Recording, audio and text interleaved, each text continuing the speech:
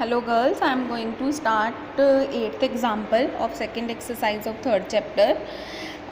For what values of r, the system of equations x minus 2y minus z equals to minus 1, 3x minus y plus 2z equals to 1, y plus rz equals to 1 has, first part no solution, second part unique solution, third part infinite number of solutions. सबसे पहले मैंने अब इन system of equations को matrix form में लिख लिया। बेटा ये जो सिस्टम ऑफ इक्वेशंस है ये स्क्वायर है।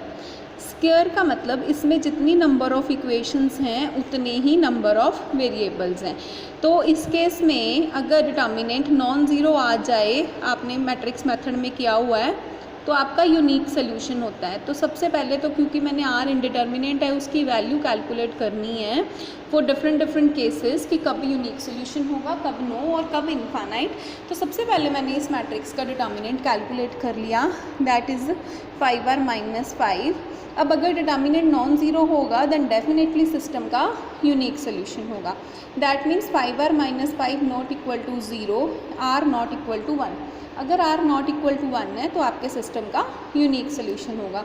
अब अगर r इक्वल टू 1 है तो क्या होगा, इनफाइनाइट नंबर ऑफ सोल्यूशंस होंगे या फिर नो सोल्यूशन होगा, ये अब हम डिस्कस करेंगे। ए मैट्रिक्स लिखा मैंने, अब यहाँ पे r की मैंने वैल्यू पुट कर दी, ऑगमेंटेड b, साथ में b को ज्वाइन करा दिया। अब आपने वैसे ही एक्लन फॉर्म बनानी है, सबसे पहले यहाँ और यहाँ ज़ीरो बनानी है, यहाँ ऑलरेडी ज़ीरो है, यहाँ पे ज़ीरो बनाने के लिए मैंने ये ऑपरेट कर दिया। अब उसके बाद मुझे यहाँ पे ज़ीरो बनानी है, तो R2 मेरा जो है that will be R3 changes to R3 minus, अच्छा पहले इन्होंने R2 और R3 को इंटरचेंज किया क्योंकि मुझे अगर ऊपर 1 मिल जाएगा तो ऑपरेशन लगाने आसान हो जाएंगे। उसके बाद यहाँ पे ज़ीरो बनाने के लिए मैंने ये ऑपरेट कर दिया। अब ये मेरे पास आ गया। अब अगर इसको मैं छोड़ दूँ b को तो a का रैंक 2 आ रहा है, अगर b को साथ में ले लूँ तो a ऑगमेंटेड b का रैंक 3 आ रहा है, सेम नहीं ना आया, तो इसका मतलब no solution, system is inconsistent. तो अब हम नेक्स्ट एग्जाम्पल की ओर चलते हैं। नेक्स्ट एग्जाम्पल है मेरे पास, उसमें मेरे पास एक ही इंडिटर्मिनेंट था r, इसमें मेरे पास दो इंडिटर्मिनेंट्स हैं a और b। Investigate for what values of a b the following equations x plus y plus 5z equal to 6, x plus 2y plus 3az equals to b and x plus 3y plus az equals to 1 have, first part no solution, second part unique solution, third part an infinite number of solutions। सबसे पहले मैंने इसे matrix form में लिख लिया।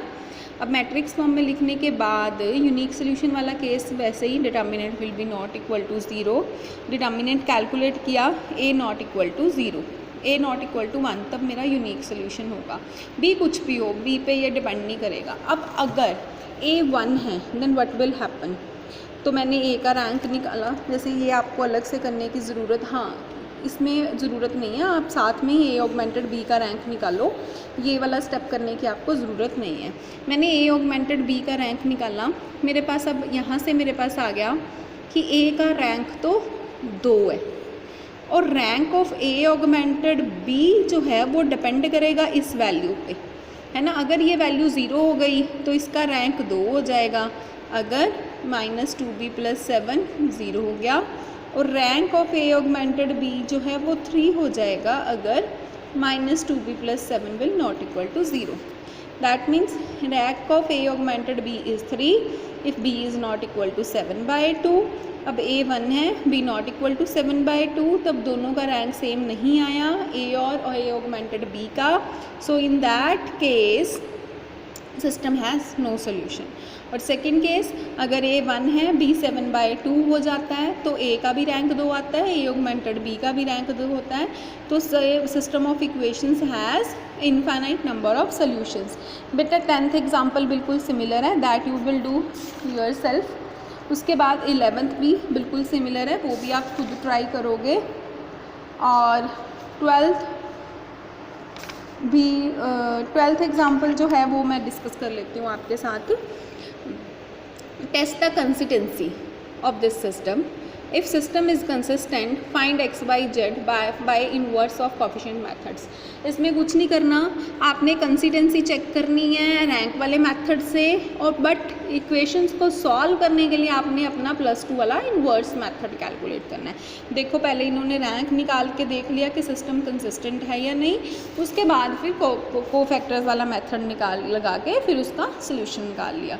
इसके साथ ही हमारा ये चैप्टर फिनिश हो गया है। Thank you girls.